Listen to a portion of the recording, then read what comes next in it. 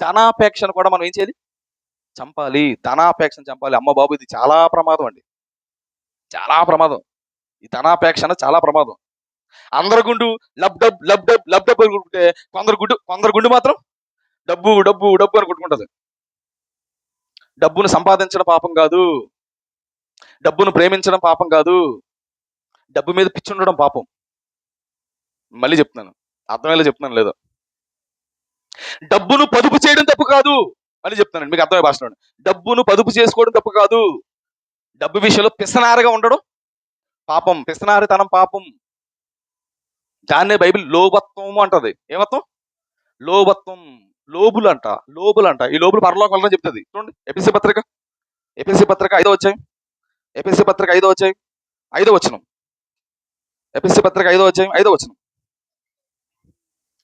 వ్యభిచారి అయినను, అపవిత్రుడైనను, విగ్రహారాధికుడైన లోబి అయినను. లోబి అంటే పిసనారుడు. ఈ పిసనారుడు ఏమవుతాడంట? క్రీస్తు యొక్క, దేవుని యొక్క రాజ్యమునకు హక్కుదారుడు కాడని సంగతి మీకు నిశ్చయముగా తెలియజేస్తున్నాను. పిసనారులు పరలోకం వెళ్ళరు. పిసనారుతనం చాలా ప్రమాదం. మళ్ళీ నేను చెప్తాను, పొదుపు చేయడం తప్పు కాదు. పొదుపు కూడా ఏముంటది? పొదుపు కూడా లిమిట్ ఉంటది. పొదుపు మితిమీరింది అనుకోండి, గొడవలే. అది ఇంట్లో అయినా, కుటుంబంలో అయినా, ఎక్కడైనా సరే. పొదుపు చేయడం తప్పని నేను చెప్పట్లేదండి, పొదుపు చేయాలి. ఆడవాళ్ళు బాగా చేస్తారండి పొదుపు. పిసనారులు కూడా ఆడవాళ్ళేనంట. ఏమి తినరంట, ఏమి వండుకోరంట. పిసనారితనం అంత మంచిది కాదు. ధనాపేక్షను ఏం చేయమన్నాడు? చంపే. ధనాపేక్ష నువ్వు చంపకపోతే ఆ ధనాపేక్ష ఏం చేస్తుంది? చంపేస్తుంది. చాలా ప్రమాదం, చాలా ప్రమాదం.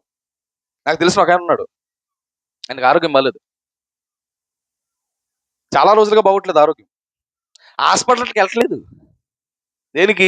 హాస్పిటల్కి వెళ్తే ఎక్కువ డబ్బులు అయిపోతే అలా అనేసి వస్తున్న నొప్పికి వెళ్ళడం, నొప్పి టాబ్లెట్ తెచ్చుకోడు వేసుకోడు, నొప్పి టాబ్లెట్ తెచ్చుకోడు వేసుకోడు, నొప్పి టాబ్లెట్ తెచ్చుకోడు వేసుకోడు. పెద్ద హాస్పిటల్కి చెప్పించుకోవట్లేదు. చివరికి 2 కిడ్నీలు ఫెయిల్ అయిపోయినాయి, చచ్చిపోయాడు. ఆ చివరి క్షణాల్లో ఆయన దగ్గరికి వెళ్ళి అడిగితే, ఎందుకు హాస్పిటల్కి వెళ్తే నువ్వు ఇదేమను కదా, ఏంటంటే డబ్బులు అయిపోతాయి బాబు అన్నాడు. చివరికి ఏమయ్యాడు? ఆ పిసనాడు తనతో చచ్చాడు. దేవుని పిల్లలుగా, క్రైస్తవులుగా బాప్తీసం తీసుకున్న మనం క్రీస్తుతో ఏమైపోయాం? బాప్తీసం ద్వారా ఏమైపోయాం? చచ్చిపోయాం. ఏంటి, శవం ఏమైనా చేస్తుందా? శవం ఏమైనా మాట్లాడుతుందా?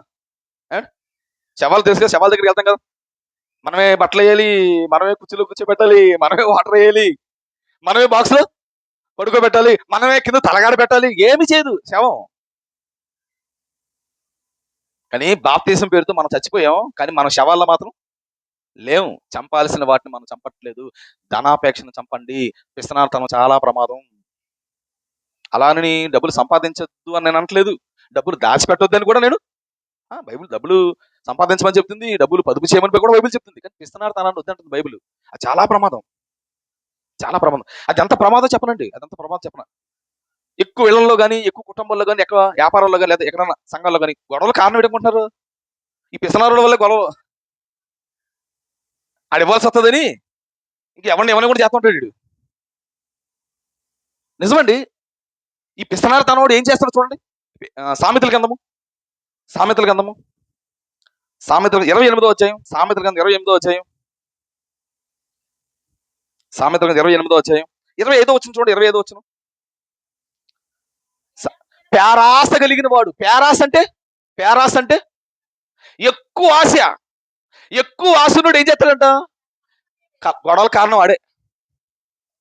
చాలా మంది కుటుంబాల్లో, చాలా మంది భార్యాభర్తల మధ్య కానీ, అత్తమామల మధ్య కానీ ఎక్కువగా సమస్యలు మీరు చూడండి. ఈ పొదుపు మితిమీరైపోవడం వల్ల గొడవలు జరిగే ప్రమాదం ఉంటుంది.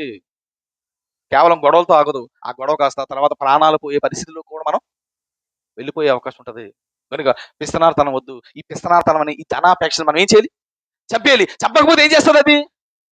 అదే మనల్ని చంపేస్తుంది. పాము లోపలికి వచ్చినప్పుడు పాముని చంపాలి. చంపకపోతే ఆ పాము మనల్ని చంపేసే ప్రమాదం ఉంటుంది. ధనాపేక్ష అన్నది కూడా పాము లాంటిది. ఈ పాముని ఖచ్చితంగా మనం ఏం చేయాలి? చంపాలి. నిజంగా చంపేస్తుందండి. అవునండి. అది ఎంత ప్రమాదం చెప్తున్నాడు. తిమోతికి రాసిన మొదటి పత్రిక, మొదటి అధ్యాయం, తిమోతి రాసిన మొదటి పత్రిక 6వ అధ్యాయం, తిమోతి రాసిన మొదటి పత్రిక 6వ అధ్యాయం, తిమోతి రాసిన మొదటి పత్రిక 6వ అధ్యాయం 9వ వచనం. ధనవంతులగుటకు అపేక్షించేవారు. ధనవంతులైపోవాలి, అర్జెంటుగా ధనవంతులైపోవాలి. 2 రూపాయలు వడ్డీకి వస్తే ధనవంతులము, 3 రూపాయలు వడ్డీకి ఇస్తే ధనవంతులము. మా ఊర్లో ట్రెండ్ మారింది.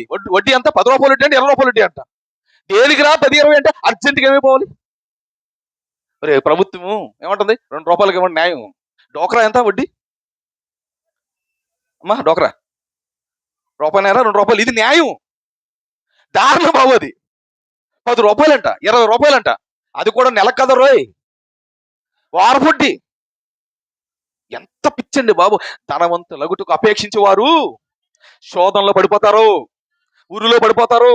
అవివేకయుక్తమైన హానికరములైన అనేక దురాశల్లో పడుదురు. అట్టివి మనుషుల్లోను నష్టములోను నాశనములో, నిన్ను నష్టాల్లో ముంచేస్తుంది, నాశనంలో ముంచేస్తుంది. ఏది? ధనాపేక్ష. ధనాపేక్ష అది చాలా ప్రమాదం. నువ్వు నష్టంలోకి వెళ్లకుండా, నువ్వు నాశనంలోకి వెళ్లకుండా ఉండాలంటే అర్జెంటుగా నీకున్న ఈ ధనాపేక్ష నువ్వేం చేయాలి? చంపాలి. నీకు ప్రమాదం. కొందరు ఏం చేశారంట, దేవుడు ఎంత చెప్పినా కూడా కొందరు ఏం చేశారంట. 11 వచనం. ఎందుకనగా, ఎందుకు దాని విషయంలో జాగ్రత్త పడమని నేను చెప్తున్నానంటే, ఎందుకనగా అంటే అర్థం ఏంటి? ఎందుకు దాని విషయంలో జాగ్రత్త పడమంటానంటే, ఎందుకనగా ధనాపేక్ష సమస్తమైన కీడులకు మూలం. అన్ని గొడవలకు అదే కారణం. అన్ని గొడవలకు అదే కారణం. ధనాపేక్ష సమస్తమైన కీడులకు మూలము. కొందరు దాన్ని ఆశించి విశ్వాసం నుండి తొలగిపోయి నానా బాధలతో తమను తామే పొడి చేసుకున్నారంట. చావు, చంపేయి. ఎవరినే? డబ్బు కోసం. ఇస్కరియోతు యోధ ఆశించాడు, ఏమేడు? చచ్చాడు. గెహాజీ ఆశించాడు, ఏమేడు?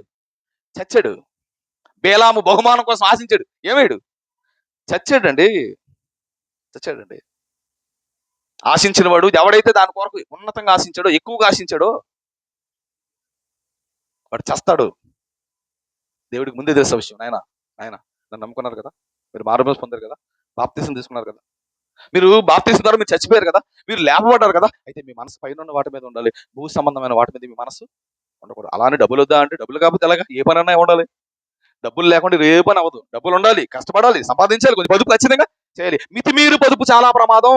వద్దు, మితిమీరు పొదుపు వద్దు. గొడవలు అయిపోతాయి, కుటుంబాలు విడిపోతాయి, చివరికి కొట్టేసుకుంటారు, చివరికి చచ్చిపోతారు.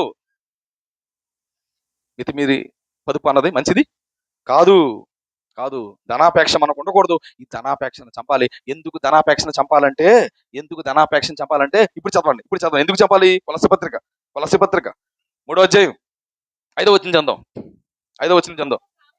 కావున భూమి మీద ఉన్న మీ అవయవాలను అనగా జారత్వం, అపవిత్రత, కామాతురత, దురాశ, ధనాపేక్షను మీరు చంపేయండి. ఎందుకు వీటన్నిటిని చంపేయాలంటే ఇప్పుడు చెప్తున్నాడు. వాటి వలన, వేటి వలన? ఇప్పుడు చెప్పు, నీ 5 ఉన్నాయే, ఈ 5 మీరు చంపపోతే ఆ 5 మిమ్మల్ని ఏం చేస్తాయంటే, వాటి వలన దేవుని ఉగ్రత అవిధేయుల మీదకు వచ్చెను. దేవుని ఉగ్రత మన మీదకి వచ్చేస్తుందంట. ఏంటి? మనుషులు మన మీద ఉగ్రరూపం చూపిస్తేనే మనం తట్టుకోలేము. మనుషులు మన మీద పగబడితేనే మనం తట్టుకోలేము. దేవునే ఉగ్రత దిగితే నేను ఎవడో బాగు చేయలేడు. మనుషుల్ని శత్రువుగా చూసినా వాడి నుండి మనం తప్పించుకోవచ్చు, కానీ దేవుడే మన శత్రువుగా భావిస్తే ఎక్కడ తప్పించుకోగలం?